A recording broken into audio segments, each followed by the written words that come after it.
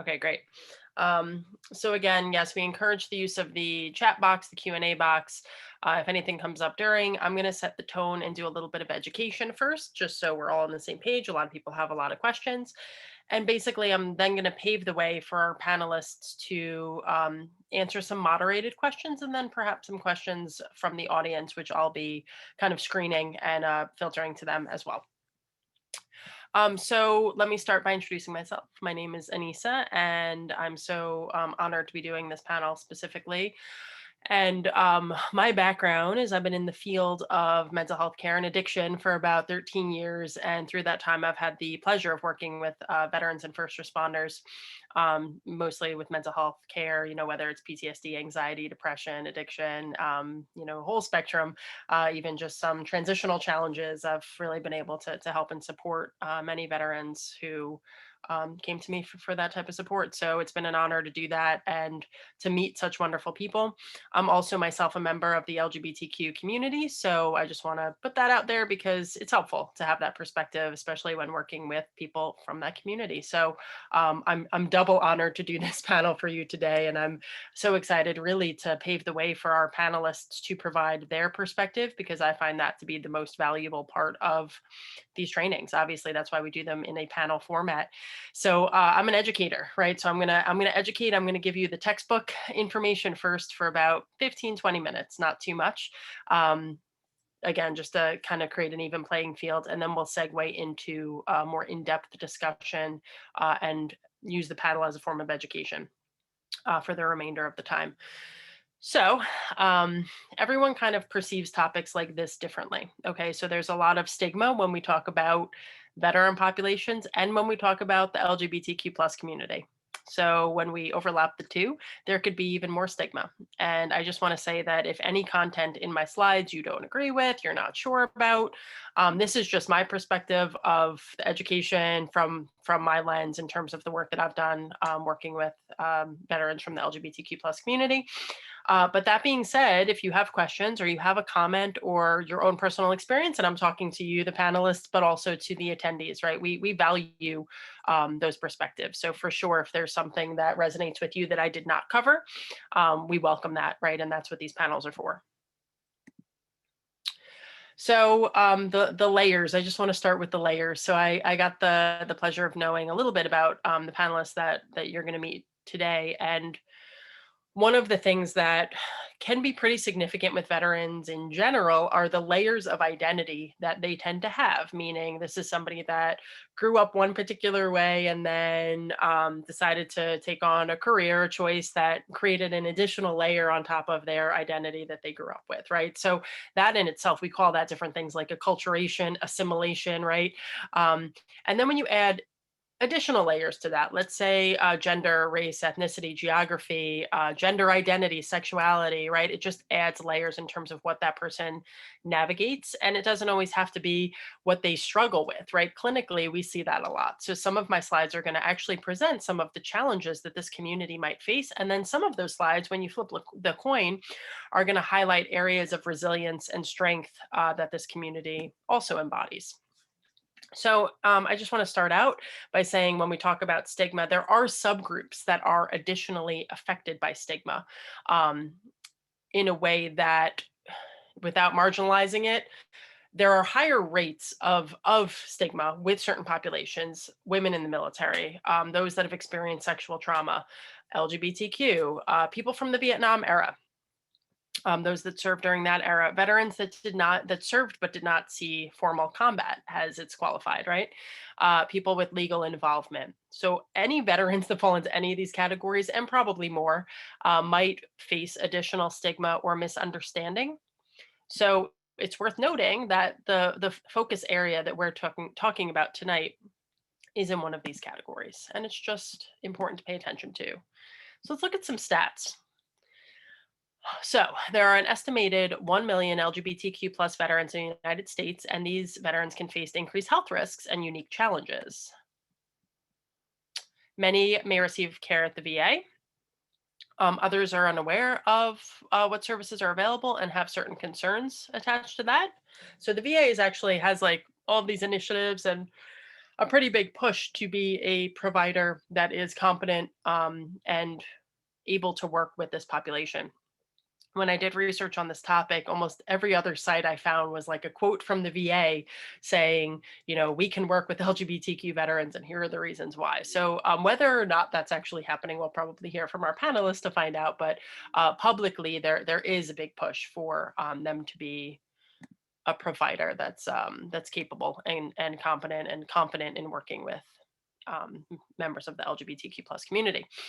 So let's talk about kind of the history a little bit. I think that that's probably worth noting. Veterans who received an other than honorable discharge or a dishonorable discharge based on their sexual orientation, gender identity, or gender expression could experience difficulty accessing benefits, including the VA, healthcare, home loans, the GI Bill, a whole range of benefits. So not to mention the fact that if there is a couple who their spouse, like I worked very closely with a high ranking colonel who identified as gay, and she had a significant other, her partner, they'd been together for a very long time. Her partner was not eligible for her benefits. This was a while ago. This was before that eligibility changed, right? But she struggled a lot with that and not having her partner be eligible due to her sexual orientation, right? So there are implications to it that we tend to forget because as time moved on, like these policies did change, and we're going to show you a little bit of the timeline of that. But in our pretty recent history, there were implications regarding military service and the benefits attached to it with regards to your gender identity, sexual orientation, or gender expression, right? So those two things were pretty heavily correlated, not in the best way, right? So there were a couple veterans I actually know that I wanted on this panel, but they had such strong mixed feelings about that they were like, you know what, I don't even want to be on the panel because of their history with regards to benefits and their sexual orientation. So for many years, I believe 17 years, Don't Ask, Don't Tell was in effect. Service members had to hide or deny their identity in different ways. And this sometimes led to also, emotional stress, psychological stress. You can imagine kind of just the mental health implications that go along with that as well. And also problems then with things like alcohol, depression, and other challenges. So take someone who maybe was serving, right, had a gender identity or orientation that they felt they needed to hide for fear of consequence. And then that person was self-medicating with something like alcohol, marijuana, right? And then they got maybe in trouble because of that. The layers of like the feelings of things like betrayal or being turned away or not having access to what was fully deserved. Like a lot of people will carry these things with them. Now, not everybody had that experience, but many who do speak out as advocates have had some experience in the past like this. So again, it's worth noting, but that is to say not everyone had that same experience. Studies have shown that members of the LGBTQ plus veteran community have elevated risk for stress, and the stress can increase the risk for certain mental and physical health conditions like substance use, anxiety, depression, and I mean, we know it's correlated with physical health as well, right? All right, let's see. Now we're going to look at some of the timeline information. So yeah, this was very recently, but there was an up and down in this curve. So September 20th, 2021, it was announced that any service members who received those other than honorable discharges based on sexual orientation or gender identity or HIV status were now eligible for benefits, right? But before that, we're going to rewind for a second, and I'm going to show everyone kind of what led up to that. So this was a quote from the VA: LGBTQ plus veterans are not any less worthy of the care and services that all veterans earn through their service. And the VA is committed to making sure that they have equal access to those services. So there are, like I said, there are statements like this, and there is a big push to for the VA to kind of acknowledge and be there as a provider. And again, just a couple of quotes from them. You can't be denied services or benefits because of your identity. And there's patient care policies that actually prohibit discrimination based on personal characteristics. All right. An estimated 100,000 were discharged from the military due to their sexual orientation or gender identity, including an estimated 14,000 who were discharged under Don't Ask, Don't Tell during the 17 years that it was in effect. Large numbers here of people that were directly affected by these policies.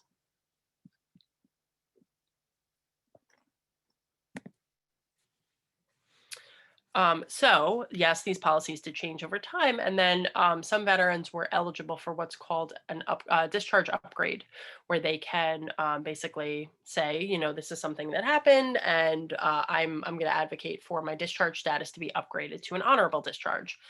But as many know, like even if offered that opportunity, not everybody is going to take that, right? So there was a study done in 2016 that said that less than 8% of veterans who were expelled from the military under Don't Ask, Don't Tell applied for their discharge upgrades.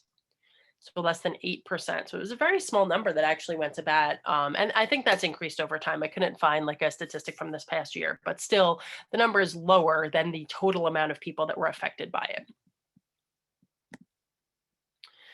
So just side note as well, only because again, I'm a clinician, so I see people that have been through struggles, right? So that's always my lens that I speak through. And I did work with several veterans who identified as LGBTQ and who experienced things like discrimination, hate crimes, bullying. I've heard a lot of stories with regards to that. So worth noting as well that sometimes the military experience that people had kind of had that additional layer of, negativity, whether it was from a fellow, a peer, or a higher up, or even someone from the community. So this is a general statistic about LGBTQ youth. Less than 50% report experiences of harassment to their family. There are reasons for that, but you would think that that population probably would be more apt to come forward. So just imagine that, just numbers like this that are out there, many people experience things like hate crimes or bullying and didn't come forward. So it's kind of like this underreported statistic when you look at how many actually experience those unfortunate events. All right. So if you're like, when did Don't Ask, Don't Tell come about? Why did it come about? Right. If you're wondering these things, let's just take a look at the history of that for a second. And again, these presentations are like apolitical as they can be, but there's political involvement in terms of the timeline. So just take this for what it is. Don't Ask, Don't Tell was signed into law in 1993 under the Clinton administration, who initially was looking to end the World War II era ban on homosexuals serving in the military. That was kind of the thought process behind that initial signing of Don't Ask, Don't Tell. Let's see. So it was seen as like a compromise. Okay. From there, President Obama voiced his support for repealing the law, and the Senate passed a measure to end the policy in December 2010 with the support of 65 senators, including 6 Republicans. So it was signed into law in 2010, but it didn't go effect until 2011, this repeal of Don't Ask, Don't Tell. All right. We're going to go back to the timeline in just a second. I have about 5 more minutes of slides for you guys. All right. Keeping an eye on our Q&A. We already have questions coming in, so it's a really good sign. So we will definitely get to them, I promise. All right, again, so quotes from the VA. This was from Kayla Williams, if you're not familiar with who she is. She is someone from the community who said, "We continuously work not only to meet the needs of LGBTQ plus veterans, but also to address ongoing issues that these veterans face as a result of the military's decades-long official policy of homophobia and transphobia." So this is a quote by Kayla Williams, who is the Assistant Secretary for Public Affairs for the VA. In a blog post, she continued to say, LGBTQ plus veterans are not any less worthy of the care and service that other veterans are. I think I mentioned part of this quote before. So specifically towards, a lot of people talk about, because this is like a very recent topic that comes up a lot, right? So specifically when we're looking at transgender individuals in 2016 and earlier, transgender individuals were not allowed in the military. I actually was online trying to figure all of this out, and one of our wonderful panelists helped me out. So this may look familiar to you, kind of spelling this out. So I said, you know what, I'm going to copy and paste that and put it in here, because it's a little bit hard to dissect kind of like along the timeline when these things happened and the implications they had. 2016 to 2018, transgender individuals are allowed to serve after completing their transition, birth certificate change. 2018 to 2019, under Trump, transgender individuals cannot join if they transitioned. However, they could join if they detransitioned and were considered quote unquote stable after 36 months with their assigned birth sex. Right. And then in 2021, again, this was very recent, September 20th, this past year, no restrictions of transgender individuals in the military. So you see the timeline here. Um, and I had done I lost my view for a second. There we go. I had done a presentation for LGBTQ in general for NASW a few weeks ago, actually. And there was a timeline that I outlined through that as well. And forget the military for a second. Policies in general for this community are constantly changing. And it's like this back and forth. You get 3 steps forward, 1 step back, 5 steps forward, 10 steps back. That's just for LGBTQ plus in general, that community, that population. So in addition to these changes within the military, there's also changes occurring within the community with regards to rights and policies and whatnot. So it really is kind of this back and forth. Now, with that being said, talking about resilience and growth, those who did choose to serve from this community tend to exemplify resilience, growth, strength, empowerment. And the question is why? Why do we see that as a trend? So I looked into that a little bit and I actually found a couple of studies done specifically on that, which was really nice. And I pulled a couple of excerpts from them because I thought it summed it up really nicely. The strengths of LGBTQ plus veterans are abundant in many ways and have developed in response to sociocultural discrimination and enforcement of constructs that don't capture the diversity of human sexuality and gender. So although they've been subjected to, rejections, potentially rejection, stigma, they also contain a relational resilience that's worth honoring and exploring. It's not enough to treat them like all other veterans because there's a unique experience to this subpopulation that must inform every aspect of an assessment, formulation, and treatment process. So mostly there's social workers on the line tonight, right? And I'm mindful of the fact that when we do these panels, we are helping you for, like, let's say next week you have an LGBTQ plus veteran walk in your door for treatment. That's kind of a big part of the purpose why we do those. So that's why that's in there, just about if you are working with one, it's really important to be aware of these layers that person has potentially been through. So LGBTQ people have a different experience within our social context that is nuanced and shapes not only their individual identity, but their relational worlds with family, with friends, with their job, in this case, with the military as well. So for those, and I'm sure many of you are on the line, and we thank you for being on the line and learning more about this work. For those who are cisgender and or heterosexual therapists, who identify as allies or are in the pursuit of becoming allies to this community.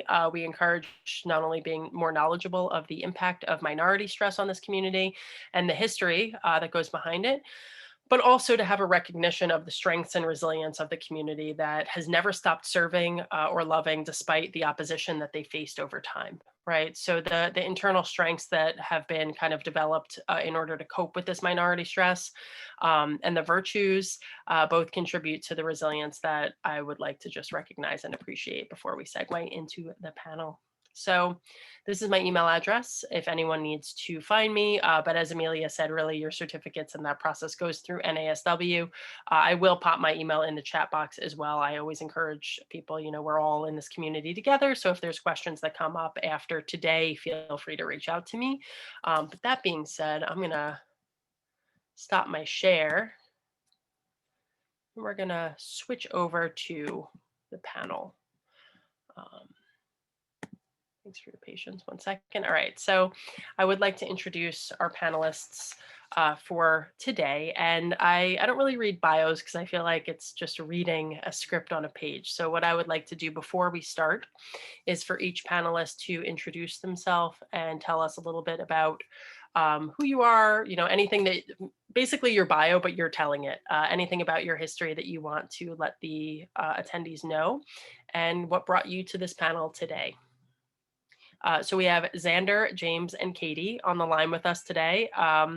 Also worth noting, it's super brave of them to participate in a panel like this. And there were other veterans that I asked that gave me a big no to be part of this panel. So I'm really grateful to have the three of you to kind of provide your insights and your education and your experiences to this group of providers tonight and help us all, myself included, become more competent as providers. So thank you.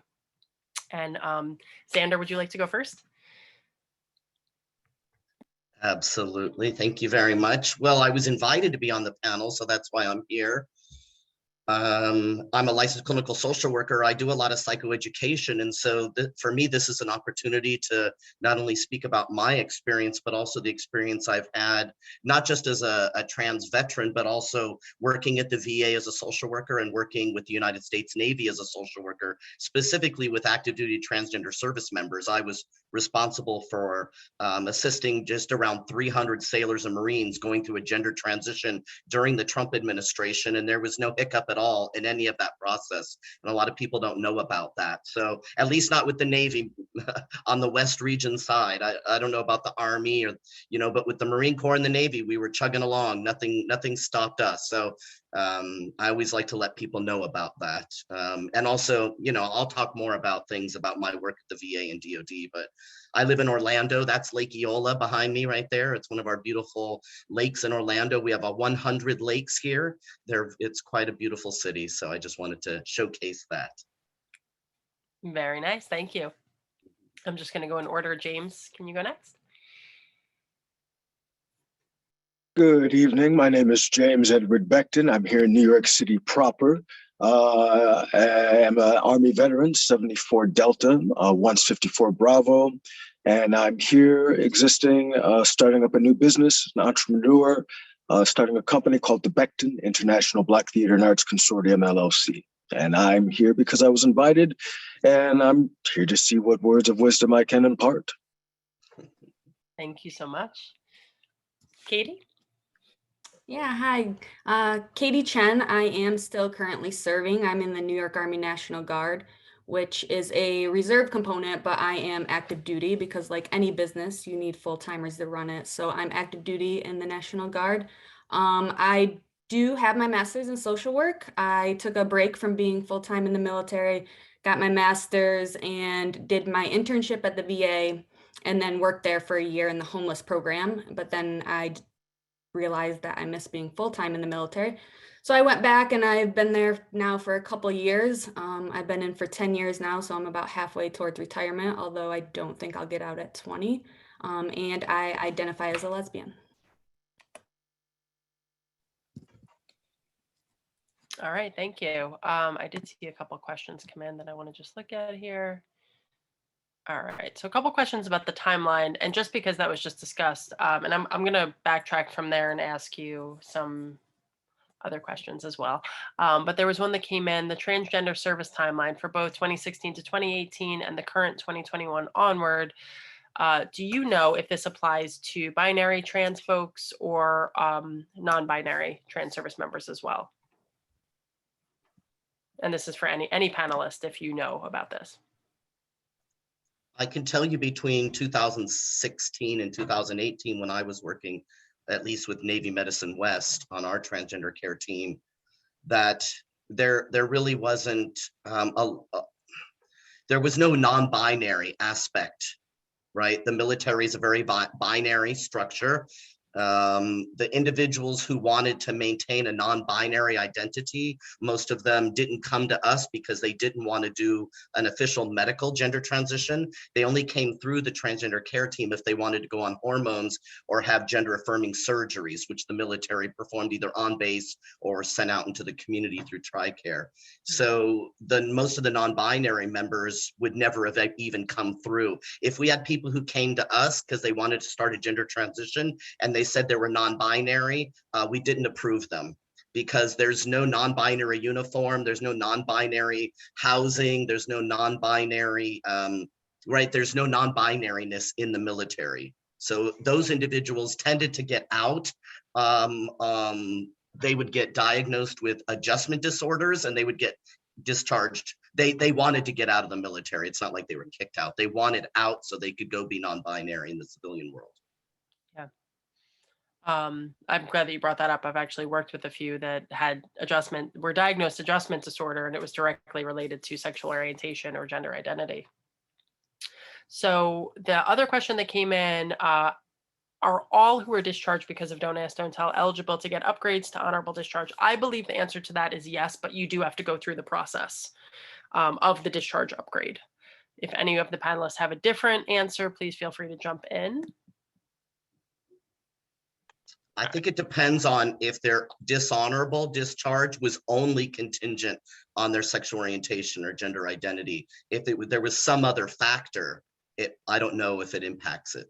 Yeah, definitely. That's correct. If there's another factor of misconduct or something like that, then that would definitely be looked at as well. The discharge upgrades really examine a lot of different things, so they would look at in depth in that. But if it was only related to sexual orientation or gender identity, the person would be eligible, from my knowledge.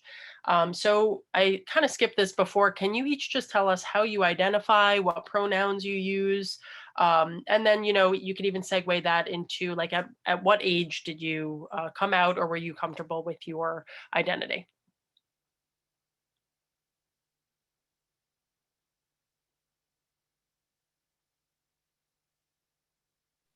I went first last time. I thought somebody else might go first this time. Go ahead, Xander. Well, I'm a transsexual man. I served as a lesbian when I was in the Coast Guard. I'm first generation American. My family's from Mexico. I don't really identify, but I refer to myself as Latino. I'm also a husband. My wife and I will celebrate our 20th anniversary next year. I'm a licensed clinical social worker. I've had to come out twice, as you can imagine. So I came out the first time to my mother when I was 14 years old.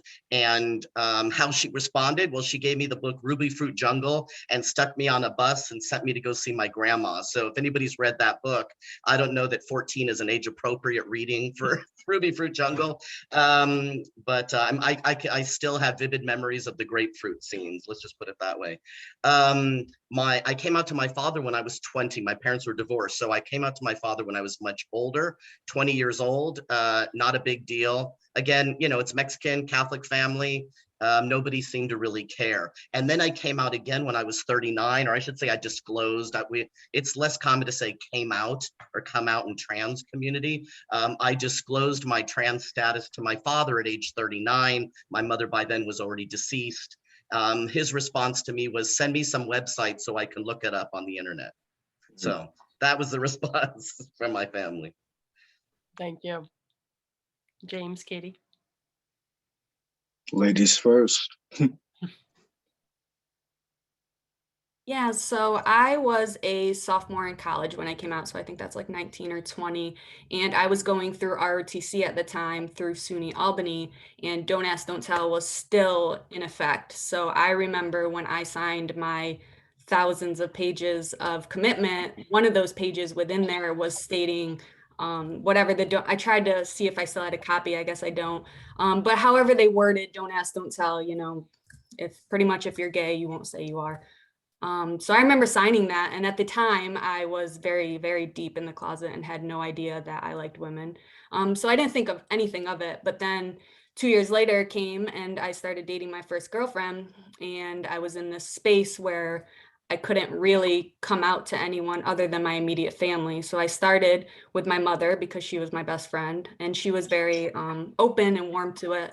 And then I told my father's side of the family, and they too were open. I've had a pretty good experience with coming out. But at first it was very hard because I couldn't tell any of my closest friends. I didn't tell my ROTC classmates because I was scared I would get kicked out of ROTC because joining the military was my dream. So it was quite the experience at first coming out. But since then, everything's been fine. As soon as Don't Ask, Don't Tell was repealed, I was actually with my now wife, and we were on vacation, and I remember we were in Vegas, and it was one of the best days because we were finally able to say that we were a couple, because it's always the roommate. I live with my roommate, we're best friends sort of thing. Indeed. Yeah. Thank you for sharing, you two. My experience is quite a bit outside the purview here, for two different reasons. The first being I emancipated myself when I was 14. So the issues that would have been issues weren't the issues that I was dealing with. A part of that is sexuality. It's never been a question to me. It's never come up in conversation. It's never been a point of contention. And I think a big part of that in my life is my biggest issue has always been and will continue to be the fact that I'm a Black man. So that trumps any issue that I could ever have.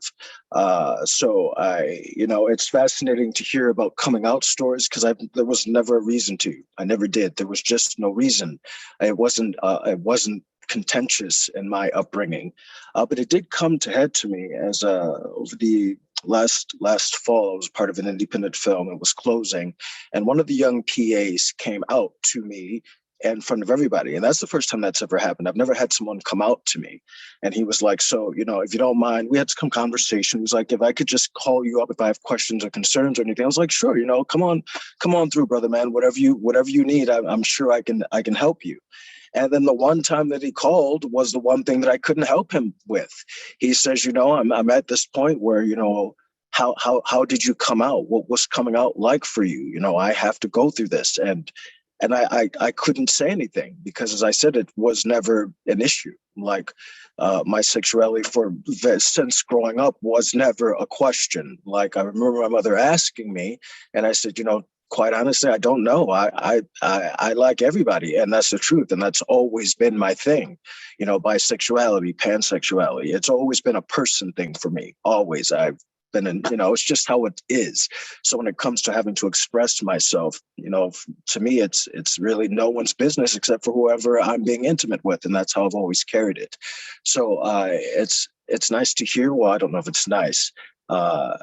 I'm just saying my experience is kind of outside of the purview. The things that would have been a struggle just weren't.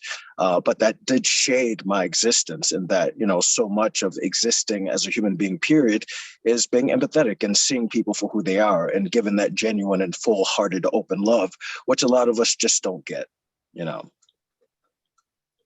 So question, you both, well, no, you didn't. Yeah, you both brought up Katie and Xander at least being married. James, I'm not sure if you're married or not, but for those that are not yet, was there any, I like, Katie, what you just brought up in terms of that being like the happiest day and you being able to be an open couple from that point forward.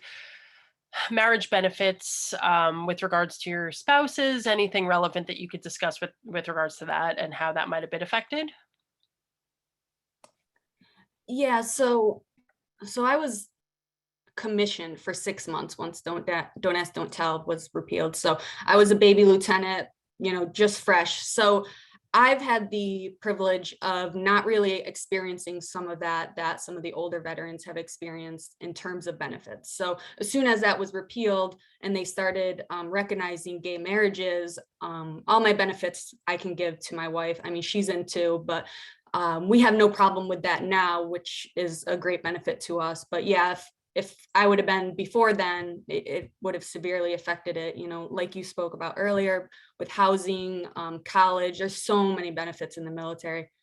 Just myself, I mean, we get a housing stipend. So if I wasn't recognized as married, my stipend would be less and they would just consider her my roommate.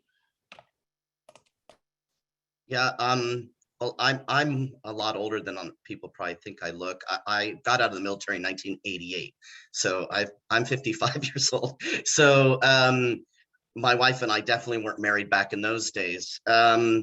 So I was in the Coast Guard pre-Don't Ask, Don't Tell, what people refer to lovingly as the witch hunt days, when they were actively going after us. But I was Department of Transportation, not Department of Defense. And so, there's some commonalities between the two departments. And now it's Department of Homeland Security as far as the Universal Code of Military Justice, or UCMJ, is considered. This is the law book of the military.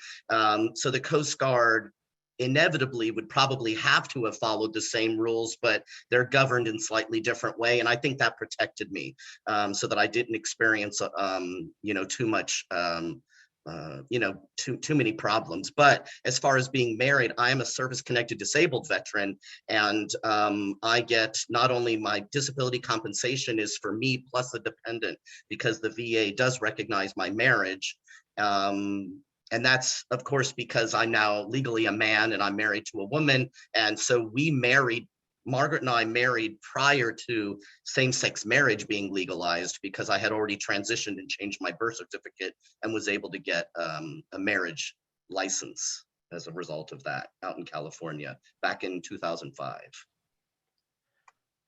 What would you tell to somebody who might have experienced challenges related to, benefits, marriage, military policies, and their sexual orientation or gender identity?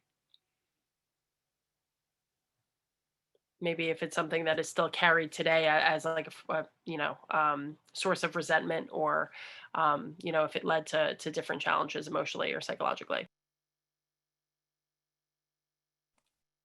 I think the military's come a long way. I think I'm gonna be different than a lot of people because I've had such a good experience with my sexuality in the military. Um, s- so the frustrations, I can absolutely understand them, and I can't imagine if the Army didn't recognize my marriage right now. I mean, that's just absolutely horrible. But the Army, and I guess all the military services, has come a long way. And I assume you would mean if they were like out of the military now in terms of that. Yeah, it's hard because I don't really know what I could say. They went through a horrible time during the military and they lost a lot of benefits. And if they were as passionate about the military as a lot of people are, I'm sure it's very frustrating to leave a job that they truly loved. I don't know if that answers your question, Yeah, Anissa. definitely. I'm a big fan of utilizing veteran service organizations for when we're having issues.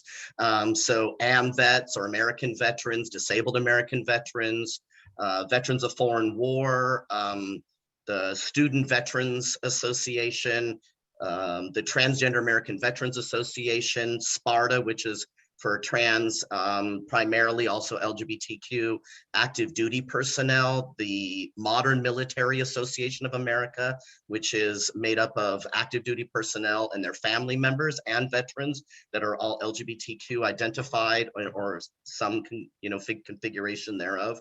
So utilizing these organizations for advocacy, for example, the Service Members Legal Defense Fund, which is now part of Modern Military Association of America, is one of those organizations that can help people get a corrected DD-214, right? They can get that dishonorable or other than honorable discharge. If it's only for sexual orientation or gender identity, they can get that corrected. They can also help you fill out the paperwork to get a DD-214 with your new legal name if you're trans and you've changed your name legally, how to get a new DD-214. I went through that process back in 2006. It took about 1.5 years. It's quite lengthy. And it would have been nice to have the help of an agency.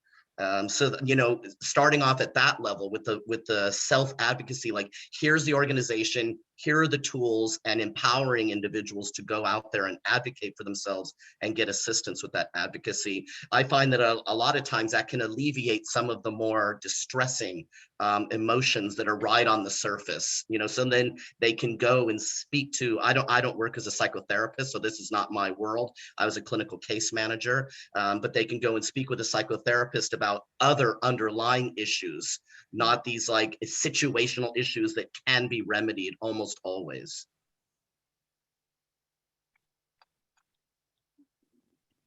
James, do you want to jump in, or no, you don't have to for everyone? You're on mute, James. I was just responding to a question that came in. DD-214 is discharge paperwork from the military. That is correct. Do you feel, because I feel like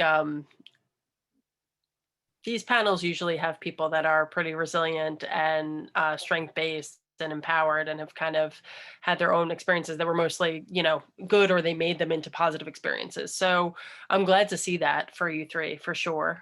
Do you feel that outside maybe of the three of you, do you feel that LGBTQ plus veterans are more at risk for things like mental health or addiction or any of those circumstances? I mean, just based on what you've seen, have you seen any trends related to that?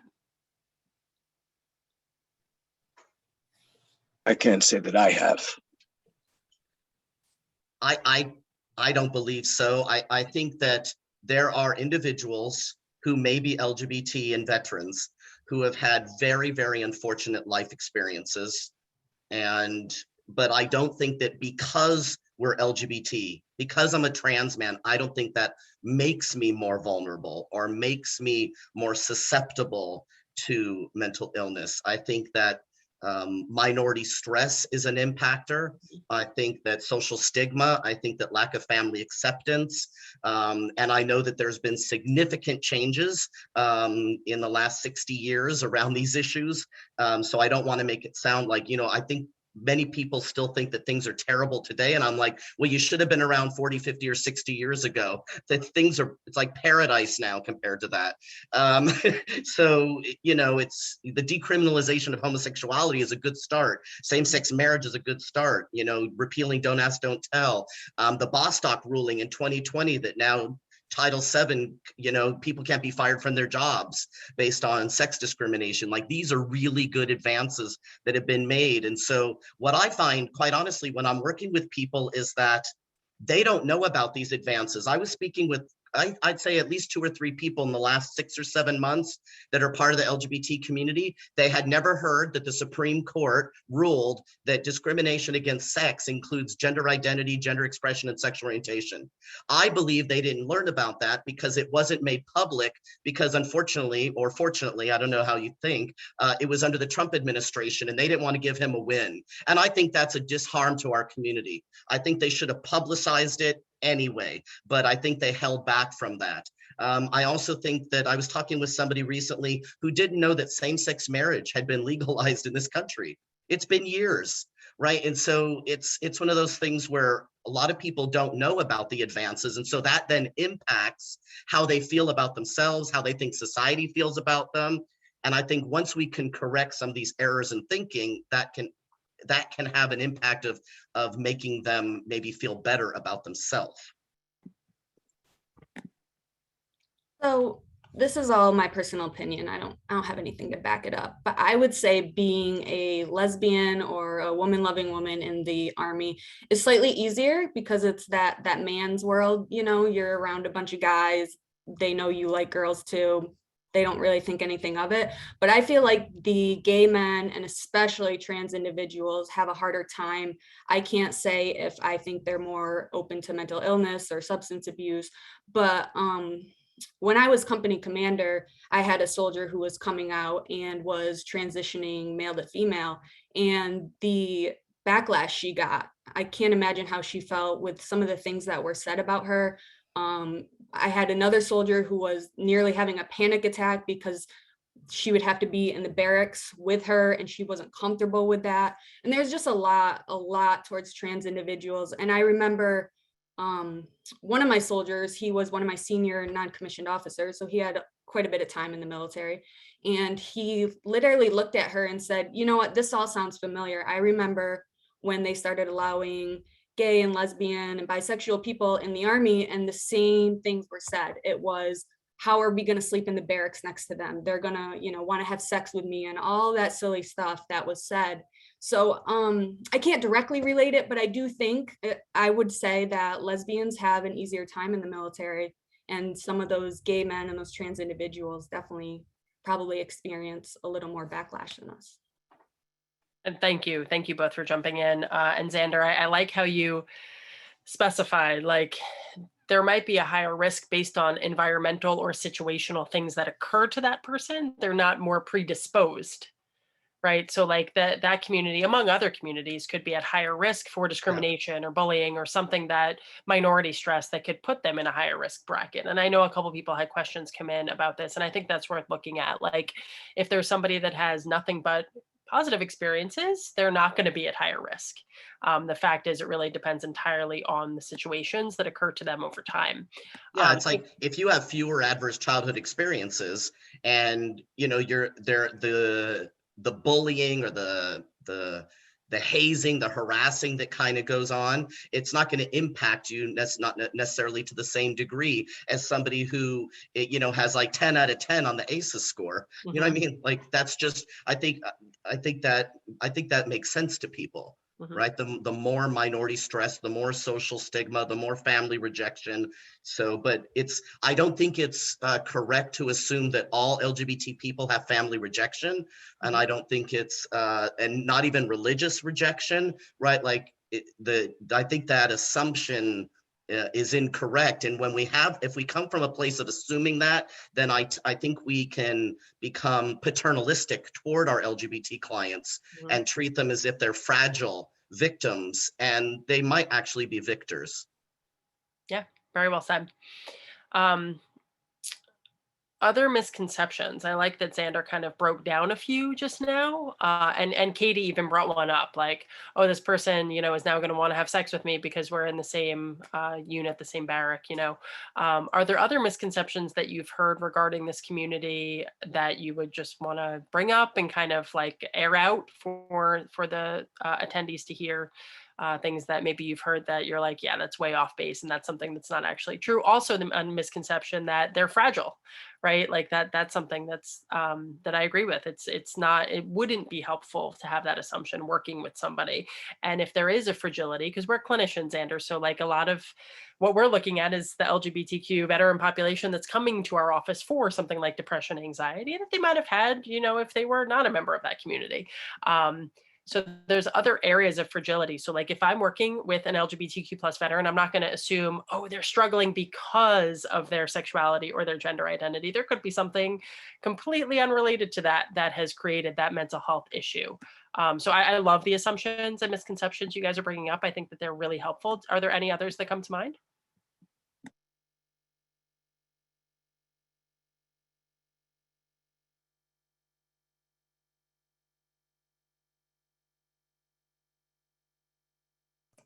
This may be a little obvious, so I apologize if people are like, yeah, we know that.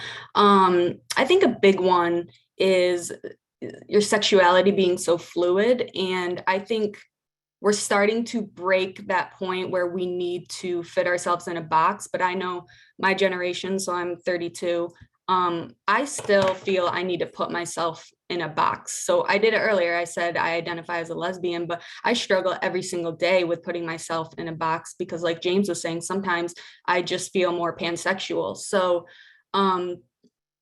cognizant of when someone labels themselves, I say lesbian because I feel people understand it easier. Some people have no idea what pansexual means. So just being cognizant that when they put themselves in a box, that may not be the box that they truly feel they belong to, or it may change on a daily basis or a weekly basis or whatever it may be. But two, we take into consideration that why certain people put themselves in the box is to protect themselves for safety more often than not. It takes a serious amount of fortitude to be able to come out and just say something about yourself, particularly if it's personal, One of the things that I generally run into is prior to becoming a social worker, I went to seminary. So I have a master's in theology, and it was at a Protestant seminary. So that means Christian and Catholic that means not Catholic Christians for people who are unfamiliar with the term Protestant.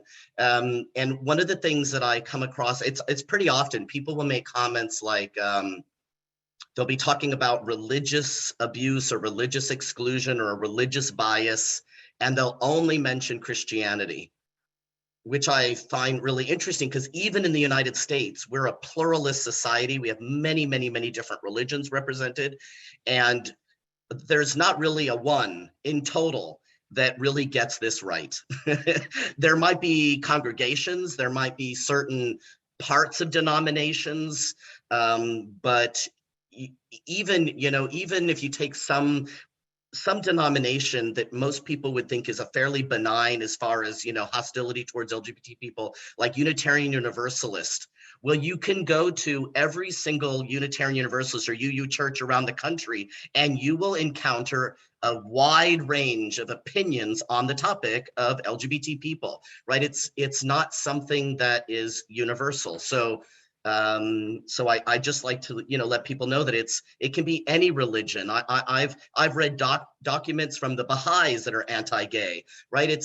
And these are supposed to be the most spiritually advanced kind of people. They're in the next in the Abrahamic tradition after the Muslims. So it's one of those things of we need to be careful, I think, with how we talk about things and not be so general and say, oh, the Christians this or that. It's like we need to be careful, I think.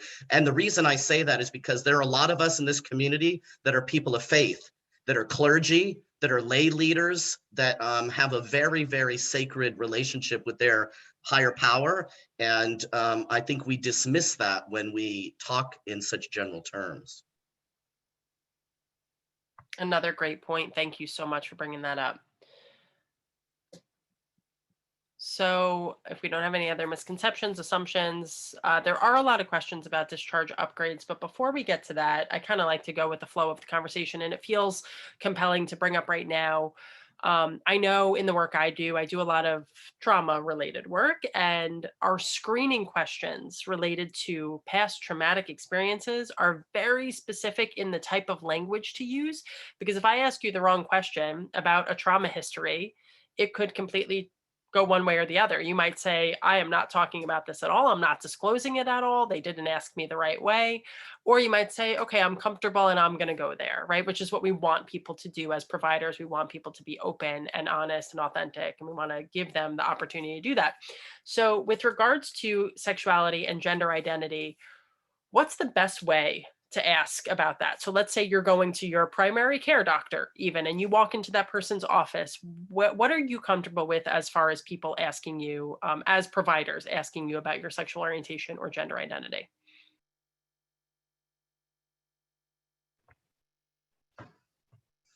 I think it's really important, coming from medical social work, I think it's important to ask three separate questions and I don't mind if people ask me these questions. What was my sex on my original birth certificate? What is my gender identity? And then if they want to ask me my sexual orientation is, I'm not so sure that's more of a social thing. I don't know how that, I could be wrong. I can't figure out how that might play into medical decisions. Because I think if we're going to do a full biopsychosocial and we're going to incorporate elements of sex history, we'd probably be finding out different things about who people have had, sex with, or other kinds of intimate engagements. But for me, I think it's important for the medical providers to know what sex, what natal or biological sex I am, because it might impact what medications I'm given, what doses of medication I'm given, the intervals of those, what symptoms I might experience, right? Because I look like a man, and then I might exhibit symptoms that don't match what people see. And so I don't want that to be dismissed. And I know that's controversial for me to say. The fact that I'm acknowledging that I have a biological sex is very taboo in the trans community, and I have gotten in a lot of trouble for it, but I continue to say it because I think it's important. See, that's what's fascinating to me, Xander, the last statement you made about having to come up about that acknowledgement. Why is that such a bone in the community? Well, that is a totally different webinar, James, but it's too complex to really go through. But let me just tell you, it is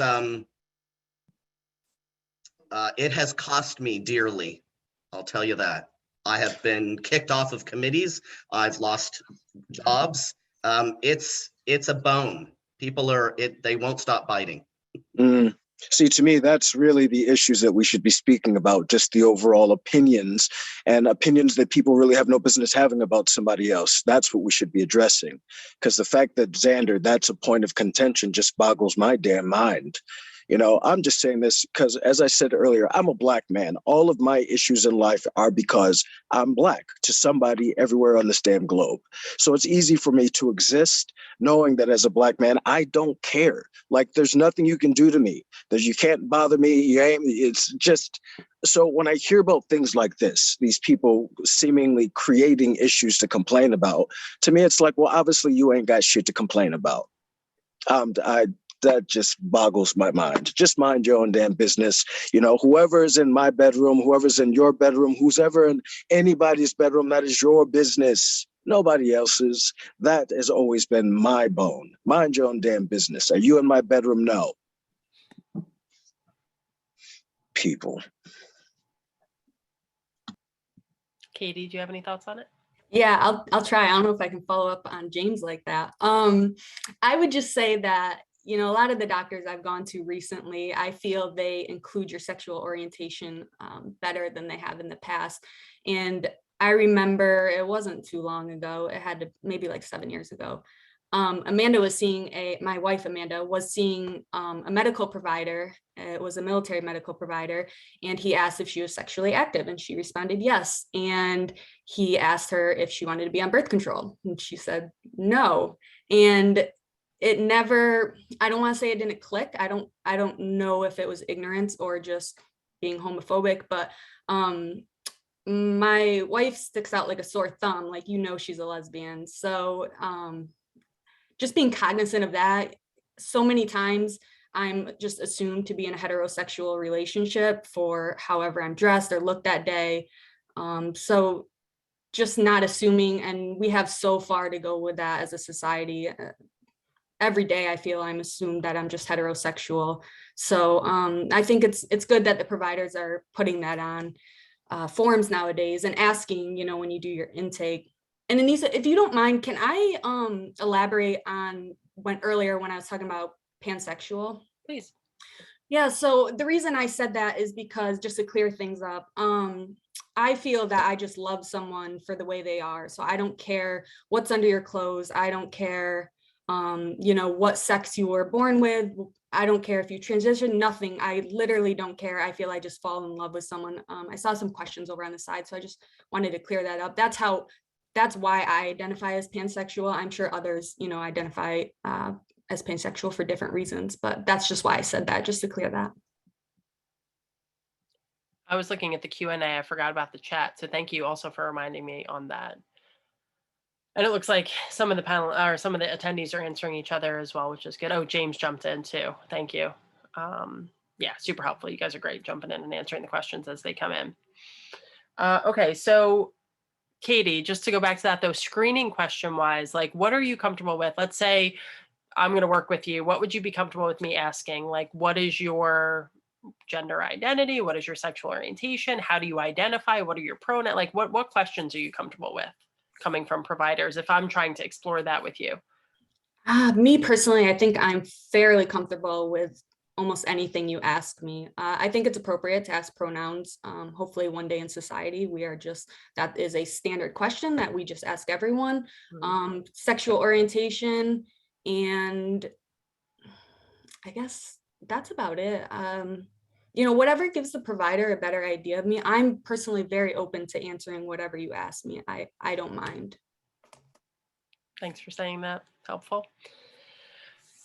So it looks like Xander jumped in actually and answered some of the questions about the discharge upgrades too, because I know a lot of people had questions about that. I wanted to say something about the pronouns. When we do a biopsychosocial assessment, well, especially in case management, I will ask things that have to do with allergies, finances, right? There's a whole bunch of questions.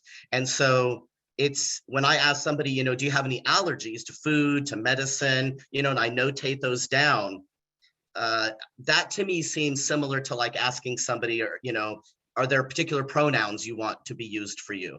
What I don't like that's happening more and more these days is, and I think it would be equivalent if everybody said, hi, my name is Xander, I'm allergic to penicillin, and like this compelled pronouns is not something that I personally endorse. And as a trans person, I actually don't like to be asked my pronouns. I don't like it at all. I'm a man, I look and sound like a man, so that's he and him pronouns. I don't get what the problem is.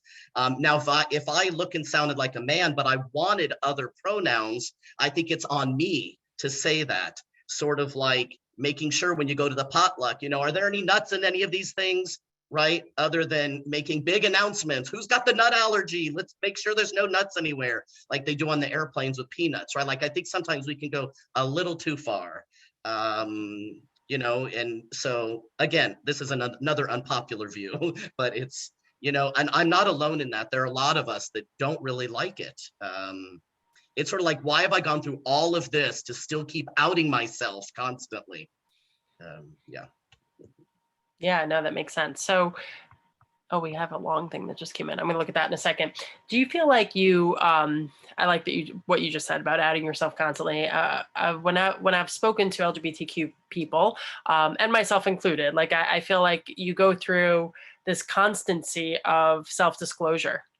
where, Katie, you might throw in, oh, me and my wife, and people kind of give you the double take. And now you're having another disclosure about your sexuality, right? Because now that raises the question.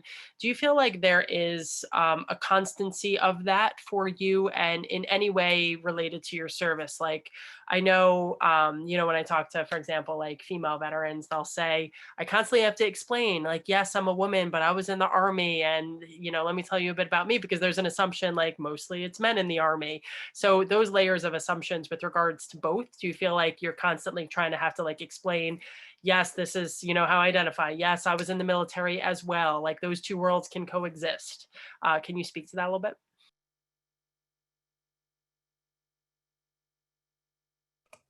In terms of coming out, absolutely. I think I probably come out every single day as long as I'm meeting a stranger. I'll tie it to the military in the fact that the military is so large and we come from all walks of life and from all areas. And as we all know, there's some areas in the United States that tend to be a little more conservative, especially when it comes to the LGBTQ population. So sometimes when, for example, I'm in a class right now with 15 students and we're doing it virtually because of COVID, but when we first started talking about ourselves, I didn't know where these people were from, and I immediately felt uncomfortable. So I often will revert to, oh, my spouse, and then feel it out until I know that I'm in a comfortable and safe space. So yeah, in the military, sometimes if you're going new places and meeting new people, it can be intimidating. I feel fairly safe here in New York. I think this is a pretty good state to be part of the community.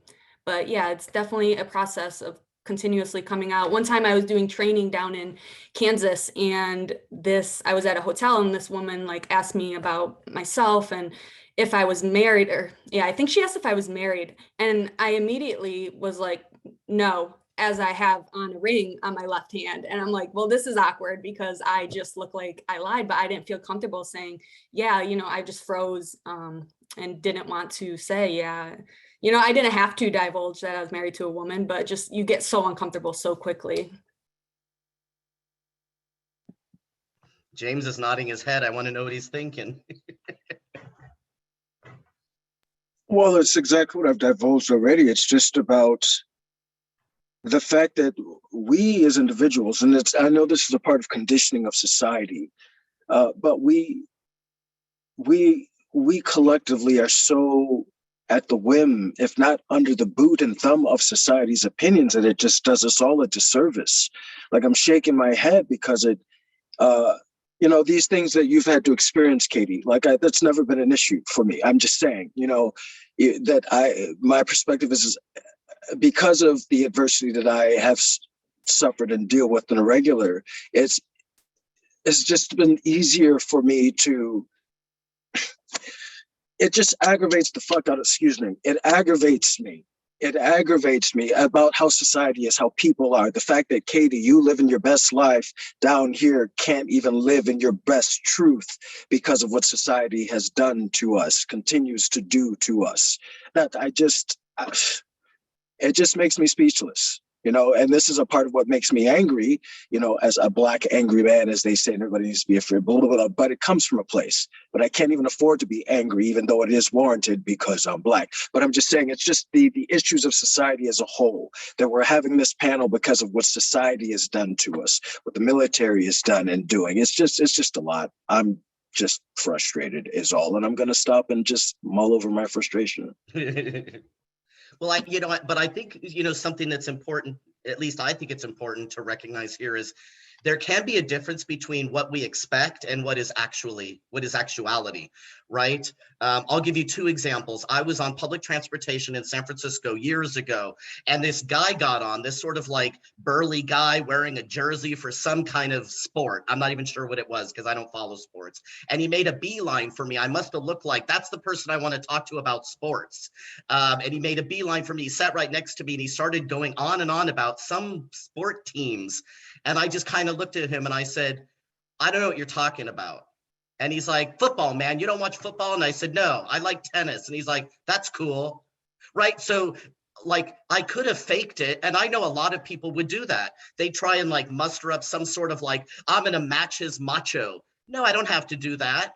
I don't feel any less of a man because I don't watch football, right? And so I think there's a part of that. The other was that I moved from California to Florida 3 years ago, and I got to tell you, I came here with all of the same bias that I think a lot of people have about Florida. They think I'm going to meet a racist around every corner, and I always like to tell them that, you know, the only Trump flag I ever saw was on the gay black people's home down the street, right? It's like, which is true, right? So it's one of those things where it's we expect, if we expect to be treated poorly and then we respond in kind, I don't know whose fault that is. I think we need to pay attention to how we're responding to our assumptions and our expectations, because we may be wrong, and we're neglecting an opportunity to educate people and also to create community with people, right? So that's one of the reasons I went to seminaries, because I wanted to be able to have conversations with people who had faith traditions that they felt strongly about, and so I could talk to them, and they can say to me, "Oh, I think homosexuality is wrong," and I'll just say, "Oh, that's interesting, and why is that?" Like, I want to engage in conversation. I'm a bridge builder, so I don't cut anybody off. And so I'm happy that I moved here, because I've had the experience of having to recognize that I had a bias against, quote, the Southern person or the South. And I got to tell you, I love it down here. And I haven't run into any racist bigots yet. So you know, they might be out there, but I don't see it. I don't hear it. I'm in public places all the time. I don't hear people saying ugly words. I don't hear them saying references to groups of people that are completely, off, like bad in I don't know what I'm trying to say. You know what I'm trying to say. Yeah. So I haven't met those people yet. But if I do, I'm going to have a conversation with them. Okay, so I have a couple other questions. I'm just keeping an eye on the chat as well. A lot of great feedback for all of you, people just appreciating your openness. And I think topics like this aren't really spoken about that often, so I'm glad we're able to do that. And all of the opinions and perspectives are welcome. That's the whole point of doing things like this, so we can kind of hear. I'd rather find out now than with a patient that I'm potentially working with who's going through a tough time, and now I'm guinea pigging with them in terms of what they're comfortable with or not, right? So it's good to have these, so it helps people to understand kind of these areas of contention or challenge or misconception in more of a safe space. So I thank you all for being so open about that. So where do you see the course of the community going over the next few years? A lot of you referenced how there have been so many changes the past few decades, and a whirlwind of positive changes over the past 5 years, like very recent history. So do you see a need for any other areas of inclusion or understanding or competency that's not being addressed currently with regards to the LGBTQ plus population?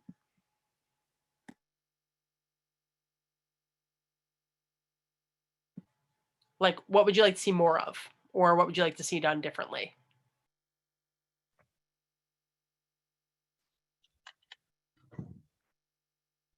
I'd like to see more awareness of all of the amazing resources that are available at the VA.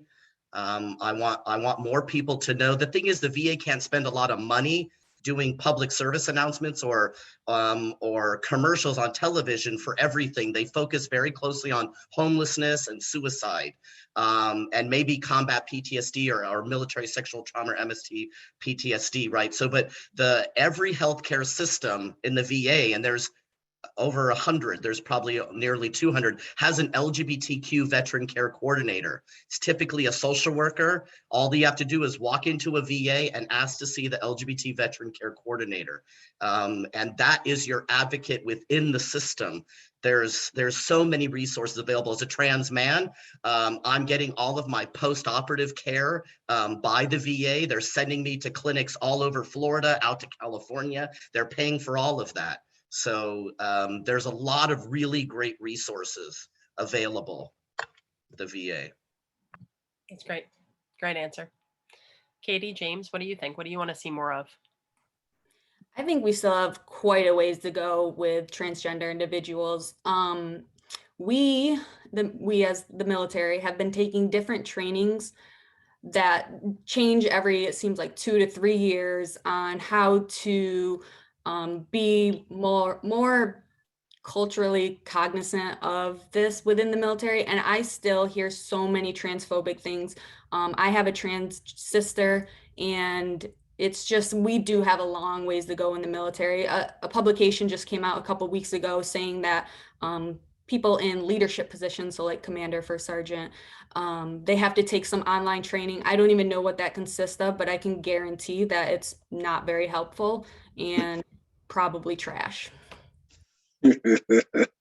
Probably trash. Just doing it because somebody said you guys should do this, just so you guys can say that you did it. Um, um, I have no real expectations of much of anything. Just, you know, just living in the day and hoping that people do what's right. Because at the end of the day, it's just my choices, what I do. It's Katie's choices, what she does. It's your choice. It's all the 211 of your choices. And it's just being the best human that you can be. Because at the end of the day, it starts with us individually, leading by example with regards to change. Because you can't change somebody else's mind. And that's a truth. So to try to exist in that realm, in that arena, when you have to deal with things of that willful ignorance, things of that nature, there's not a whole lot you can hope for or expect, truth be told. So I think it's always helpful to talk about the things that keep us well, keep us happy, keep us motivated, because these are all providers on the line tonight. And I have found, as a provider over the years, the more I know what works for myself and others, like the more I can offer to the clients I work with. So can you each and I'm not saying that this isn't a mental health panel. So whether or not you have mental health history really is not relevant with regards to this panel. But we all do things to keep ourselves well. So as you, what is something that's been helpful for your wellness? Is there something that you would want the attendees to hear? Because that might be a recommendation that they could offer to somebody else. For some people, it's fitness. I mean, everyone has different things, but what do you find is the most helpful for you in terms of just keeping you, your wonderful, well selves? What do you think is the most helpful? For me, it really comes down to self-care. Like, I can say out loud to all of you that I hate people. I really do. I don't mind persons. There's some spectacular persons in the world, but when people get together to be people, they just show their asses in the wrong way. So for that reason, what I do to keep myself most grounded is I do keep myself away and by myself. I believe that drinking lots of water is helpful. I believe that making sure I get my rest is helpful. And I enjoy herbal essences. That is probably one of the best things that I can say has been most beneficial for me, truly. Katie, Xander? Yeah, so my self-care is working out. That's a typical, you all know that could be a route for self-care, but this might sound silly, but I found that there's a huge LGBT population on TikTok, which is an app that has a bunch of videos. But I think a lot of, especially youth, they'll struggle with finding people who are like them. But if you get on TikTok, it's become this community. They call it the gay side of TikTok. And it's true. You just have people who have become friends out of this. Some people have relationships out of it. So depending on, as a provider, how you feel about social media, that truly can be a great outlet. I enjoy it.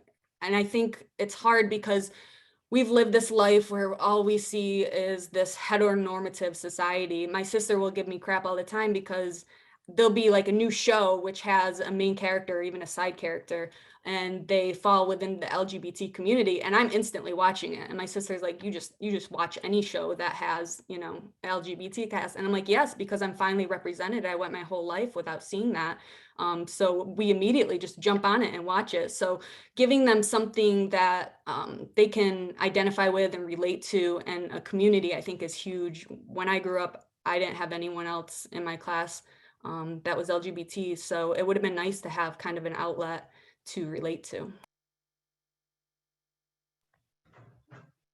I feel I'm quite fortunate in this realm because my day job is facilitating emotional wellness webinars for a few different companies with corporate clients. So basically, I'm reinforcing constantly about emotional regulation, navigating uncertainty, effective communication, emotional intelligence, getting a good night's sleep.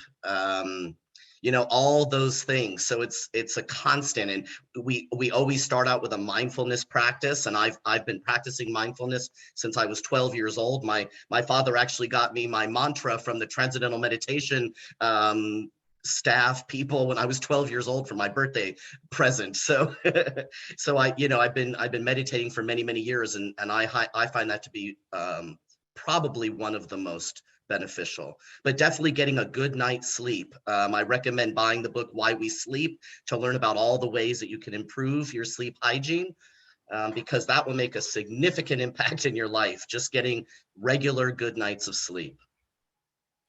So I want to ask one more. Those are great answers, by the way. Super helpful. Thank you guys. So I want to ask one more kind of like loaded question. I know I'm setting us up here, but just because many of my friends, honestly, people that I'm close with, were in the service before the Don't Ask, Don't Tell repeal, and they were out of the service before that as well. So they had a lot of negative implications with regards to that policy. So I just want to represent them a little bit by asking the question, how would you best serve a veteran who experienced the negativity related to that policy? And like I said in the slides before, less than 8% are went for that discharge upgrade, and I think there's a reason for that. And just from the ones that I've spoken to, and I have a small sample, maybe 8, that are just happen to be in my life.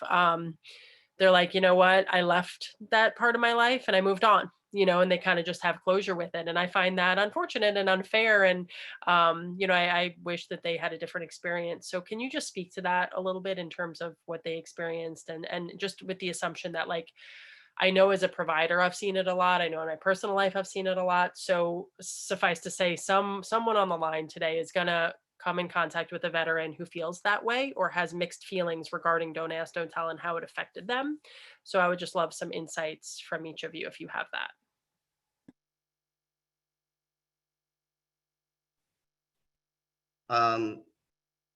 I served pre Don't Ask, Don't Tell. Katie, you said you came in after Don't Ask, Don't Tell. James, were you during Don't Ask, Don't Tell? When did it end again? 2011. Yeah, I was in the middle of it. It was never an issue for me. Like it Yeah. wasn't even a topic.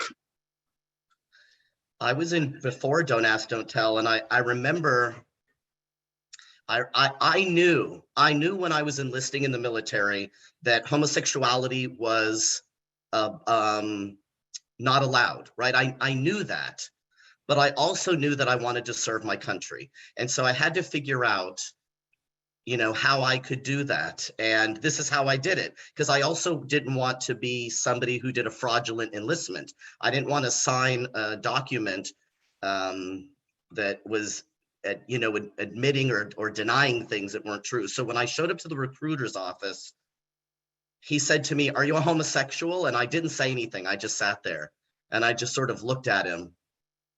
And my aunt Betty was with me, so I kind of looked over at her, and she knew, of course, that I was. But and he said, "Let me rephrase. Do you have a girlfriend?" And I said, "No, I don't." And he said, "Sign the document." And so I felt good because it was true. I did not have a girlfriend, but I almost didn't go into the military because it just didn't feel right to lie.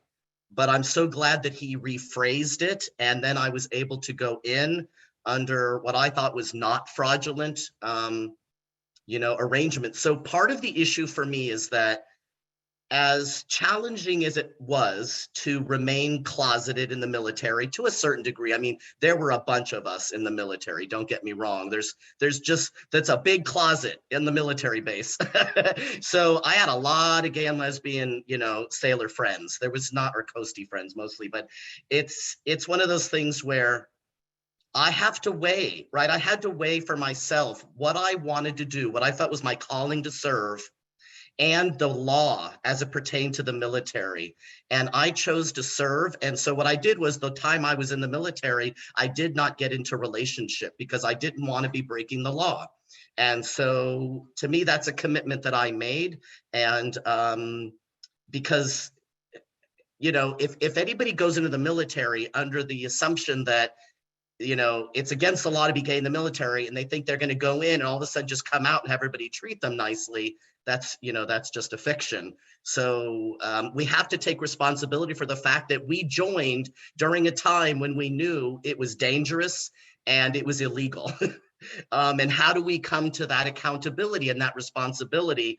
And I think one of the things that we can do is, I didn't get a gay discharge, but if I got a homosexual discharge, I would be one of those people upgrading, because I know all of the benefits that are available at the VA. And so I would talk to people, right? Again, I'm not a psychotherapist, so I don't know how to walk people through all these emotions, but as a case manager, I would walk them through, letting them know these are all the benefits that would be available to you now and into the future. My father's a veteran.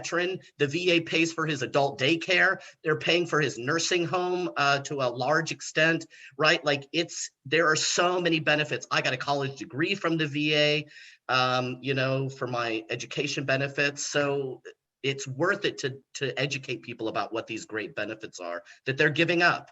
They might want them if they're still eligible. Thank you, Xander. Yeah, so I think the best thing you can do is educate them regarding the benefits. But at the same time, people in the military join for different reasons, and they stick around for different reasons. And some people hate it and some people love it, and some people are in the middle. So you have to remember that. So if they're very stern that they hated the military, they don't want any reminder of it, they don't care about the benefits, you should just let that be, because they had a bad experience in the military and they don't want anything to do with it anymore. And also, just to remember that some people, like myself, when they signed that document stating, you know, don't ask, don't tell, whatever it said, they didn't know that they were gay at the point. They didn't know, and then they came out in the middle of it, and how hard that must have been for them, because now they're trying to figure out who they are, who they love, and they're in the middle of a career, and they don't know how to navigate that. So just remember that, you know, some people went in and they knew right away, I'm signing this document even though I'm gay, or whatever they may have been. Some people went in having no idea and then found love throughout the way, and they either stayed in or they got out or whatever. So every single person has a different story, and every single person has a different experience, and you just have to remember that, and remember that everyone feels different about the military, and everyone joined for a different reason.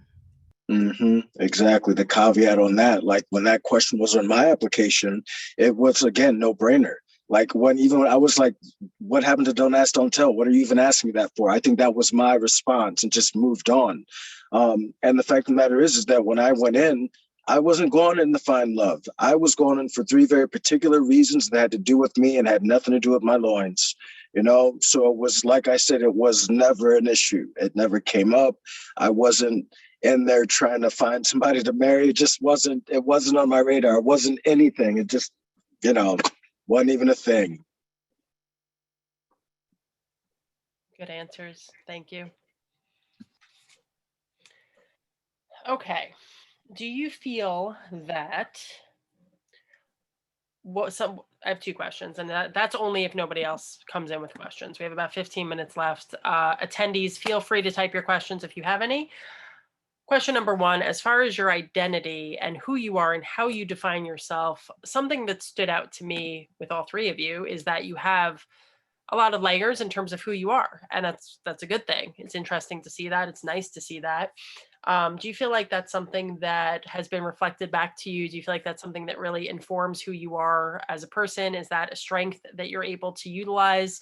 I mean, when you think about like being part of the LGBTQ community and being part of the military, those right there are 2 really strong, you know, identity factors that could really play a role in terms of who you are. And there's more than that with many of you as well, as far as your careers, ethnicity. I mean, there's so many layers just come at me pretty strong during this panel with regards to all three of you. So do you feel like that's something as far as your identity that you're able to kind of like use as an asset and reach others, connect with others maybe through that viewpoint? Oh, 100%. You know, my thing is if I can't be my 100 authentic self to everybody, then then it's not real. You know, there may be people where you have to, I say pull back in a sense because your energy says a lot. There are certain energies out there that I know from jump that we will not resonate. So it's easy enough for me to acknowledge that and remove myself, neutralize as best as possible. But no, it most certainly is. Who I am is my biggest and best strength. And this is it has pretty much color and shaded every aspect. What am I? I'm 47, I think, 47. And so that's a lot of years of a very unique perspective outside of the norm. Like I said, I pretty much raised myself at 14 and 15. I had my own apartment in high school. So that's what my life was. Wasn't at home playing video games. I was making sure I could pay my rent, you know? So it's just a whole different ball game. So that really did that shaded my whole life. Everything, every path I've crossed, every threshold I've walked under, every contract I've signed. You know, I have to live by the truth of myself, putting myself, my own mental welfare first. You know, you have to take care of yourself. Yourself has to come first, or else you fall victim to things that you didn't even intend. So yeah, the complexities of me are exactly what gives me my strength. Beautifully said, James. Love that.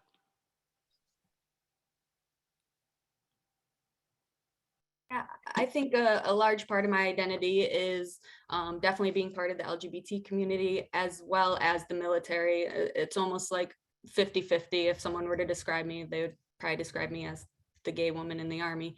But I don't have any kids either, so I think that makes a huge factor. I lost my train of thought, what I was going to say with that. Xander, do you have anything? I might think of what I was going to say. Well, the first thought I had was that I don't tend to talk in that way of identity. You know, it's like I don't identify as a trans man. I am a trans man.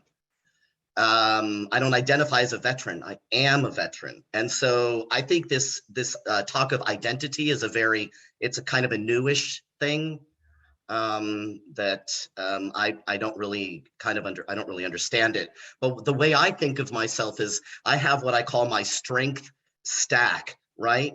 And it's resiliency that's built up from being a runaway to a group home kid, right? To a scrappy, like trying to get my life together, couldn't really get it together, went into the military. That got me all, you know, straight and narrow, so to speak.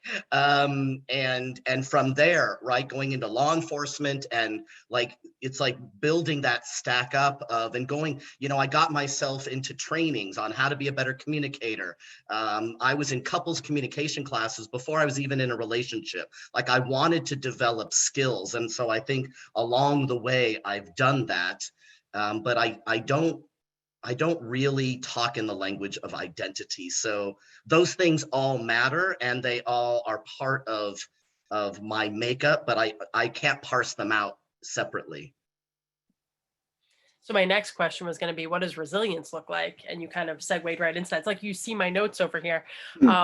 So yes, feel free to answer that. And then there was a question that actually came in from one of the attendees that I'll position right after that. So resilience, what does that look like to the three of you? For me, resilience looks like waking up and leaving the house and being a part of the world every day. It's being Black and taking up space every day. So I'm so sorry, Nisa. I'm going to jump back because I remembered my thought on the last one. I was just going to say, even though I just said that a huge part of me is the LGBT community as well as being in the military, I'm not the person at Pride all in rainbows on a float. And I'm not the person, you know, that wants you to thank me for my service. I actually despise that. So even though I just said that was a huge identity, we express it in a different way. So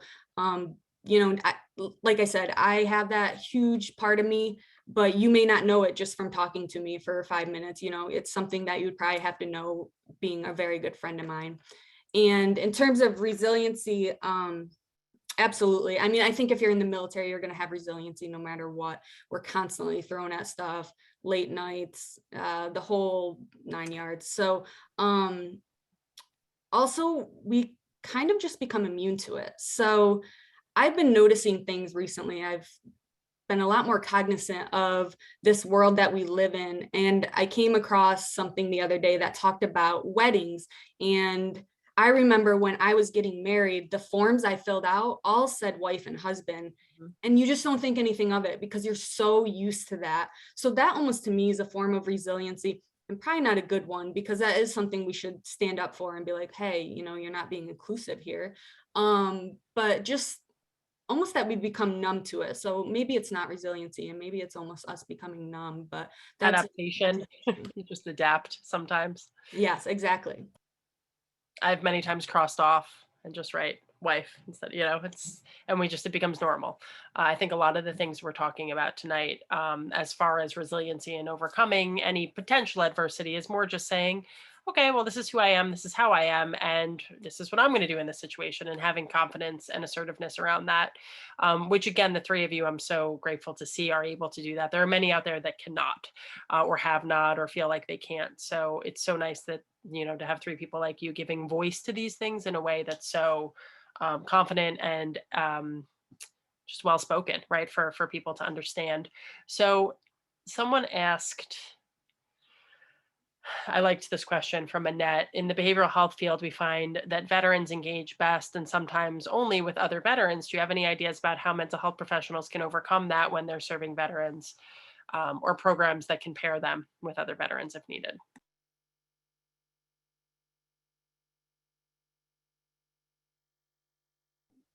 I think that's a challenging question.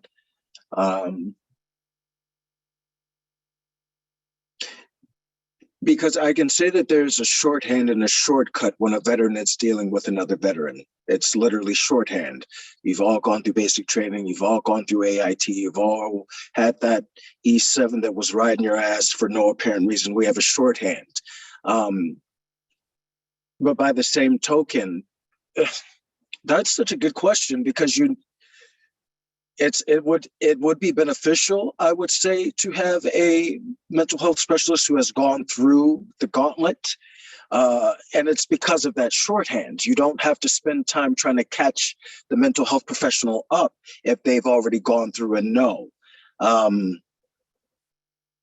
So I think that's a difficult question.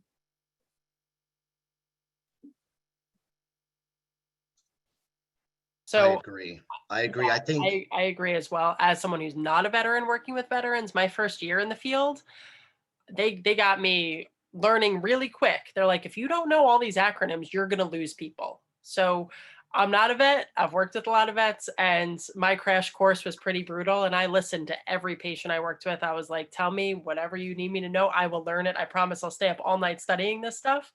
Because I agree with you, James. I'm glad you pointed that out. It's a really quick way to turn someone away if you really don't get what they're talking about and they can't speak freely about their experiences. Xander, I'm so sorry I jumped in, but I no, do that's all right with you, and I think people need to hear that. Like, if you want to work with veterans, it's really important to learn the culture and the language.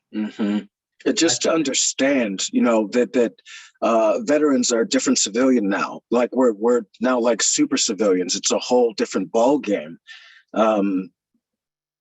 Yeah, but I would say the most important is to listen, like to truly listen and to hear what the veteran is saying, because it may be a different experience and come from a different place, but the truth is always there. You just have to listen attentively.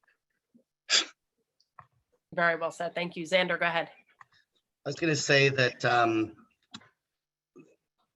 I endorse everything that James said. To add to that, There are trainings, I'll put one in the chat box right now. There are trainings through a lot of different agencies. Psych Armor is one that I appreciate. And military competence is, military cultural competence is something that you can learn so that you don't make the obvious mistakes that a lot of people make, which is calling somebody like me, who's in the Coast Guard, a soldier. We're not soldiers, we're coasties.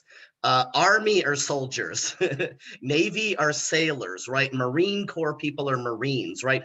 Airmen are in the Air Force. So we have different names. And so when some people, when they talk to me and they say something about, oh, what was it like being a soldier? Or they talk about my post, I know that they're familiar with Army lingo and Army people because I wasn't ever on a post. I was on a base or a station, right? So we have different terms for things. And I think that's what is helpful. If you go through military cultural competency training through something like Psych Armor, then you can be much more proficient. And I think it's always helpful for veterans to work with other veterans in addition to that. So maybe not solely. So there's veteran-based peer support groups. A lot of the social workers and mental health providers at the VA are also veterans because there's priority in hiring. So we get hired much more quickly and easily. So that's nice. But it's, you know, there are a lot of resources. There are so many clinics out in the community. For one, Cohen Military Families Clinics through the Cohen Veterans Network. I worked for them in Jacksonville, Florida, and they see only military families and veterans and their family members. So there are specialty places where they can go, in addition to seeing you, they can go and maybe join in on groups that are available for veterans.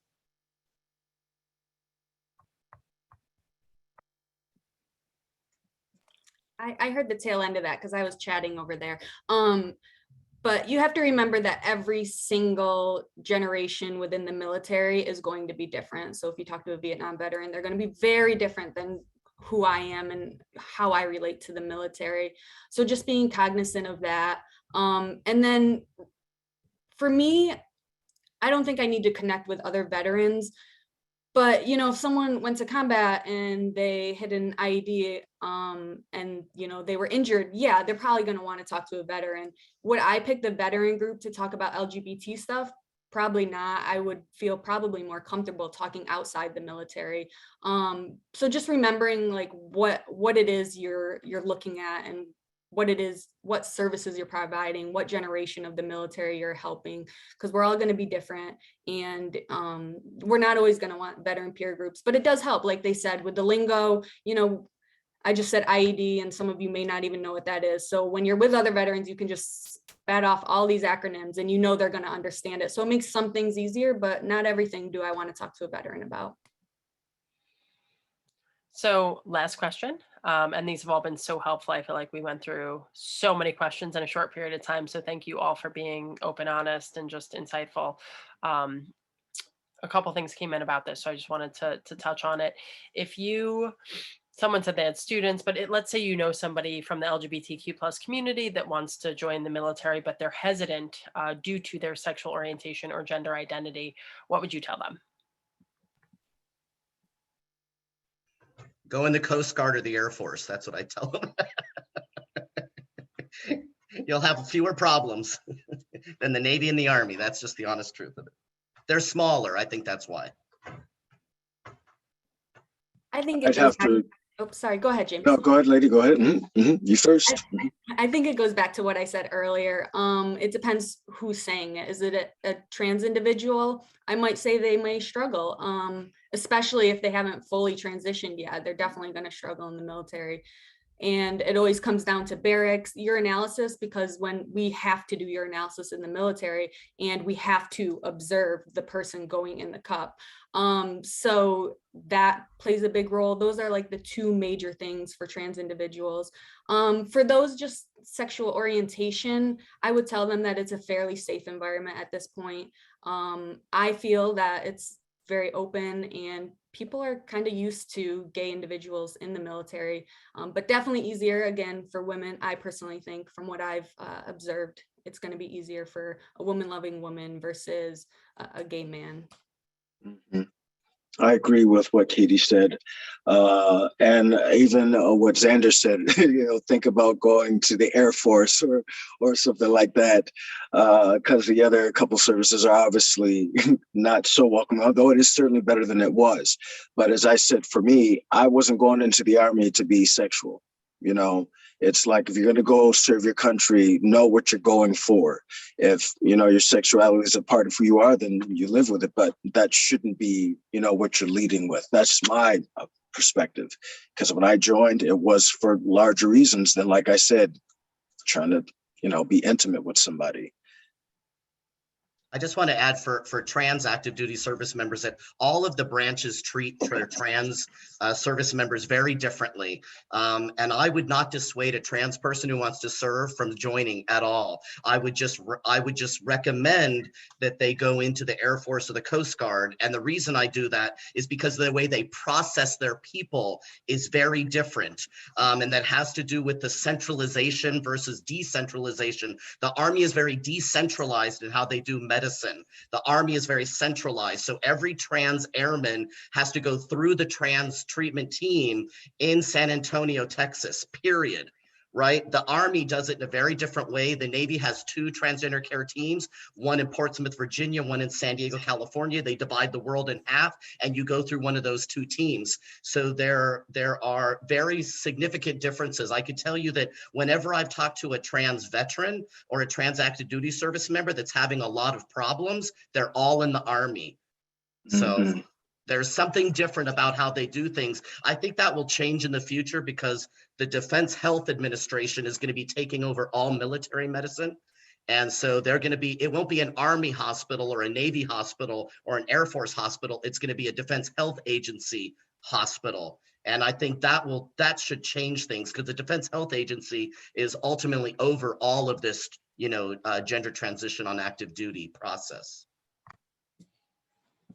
Great answers, as with everything else. So we're coming to a close here. I know there were some other questions that came in. There's one, Seward, I saw your question. They're always good questions. And I am going to give like a kind of an answer to your question as I also wrap us up. So the question just came in about basically people that are in the like aging community that come out later in life and the different challenges they might face.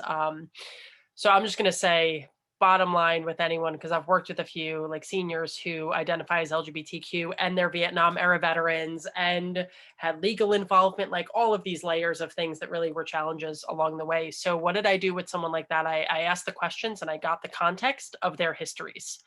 That is so, so important with anyone, because someone like these panelists, for example, they have context that we might not assume, right? And a lot of their experiences were actually very positive and affirming in different ways. So it's really, really critical to ask questions and put your assumptions aside with any population, specifically with populations that might be more stigmatized due to race, geography, sexual orientation, gender identity, military service, any of those things, right? We're just looking at increased areas for misunderstanding. And I think just because this is an educational panel, I want to leave us with this thought of ask the questions, make sure you know people's histories and their own personal context before jumping into anything. So the most important thing, and I think James said it before, is active listening and finding out the information before, jumping in with an assumption like, oh, this person's depressed, it must be because they're LGBTQ. It doesn't necessarily work that way. There's a lot more to it than that. So I'm going to leave you with that as the moderator. I just want to thank NASW for putting on these like wonderful cutting edge programs. I'm so honored to be a part of them. And I'm always so humbled by the panelists that agree to do these and provide their experiences. That is what it's all about. And I always say, you will not find any of this in a textbook. So this is super valuable education. And I thank you all, Katie, James, and Xander, for being a part of this.